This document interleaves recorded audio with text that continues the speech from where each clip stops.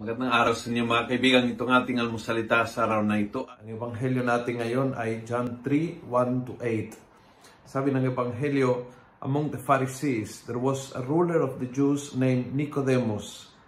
He came to Jesus by night and said, Rabbi, we know that you have come from God to teach us, for no one can perform miraculous signs like yours unless God is with him.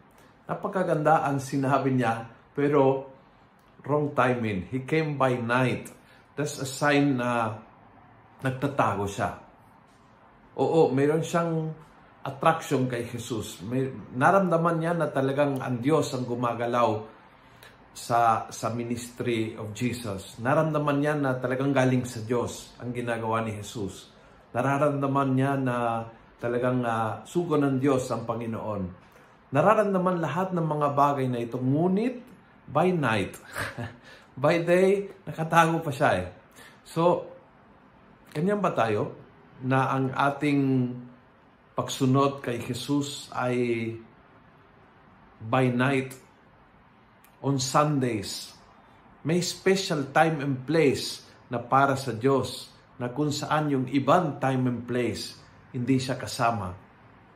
Ang ating admiration at pagmamahal kay Jesus ay nagaganap lang kapag tayo nagsisimba on Sundays o kaya po natin panindigan ang ating pagiging kaibigan ni Jesus kahit sa opisina, kahit yung pinag-uusapan ay medyo labag sa gusto ng Diyos at kailangan paninindigan natin ang kanyang pananaw, ang kanyang position.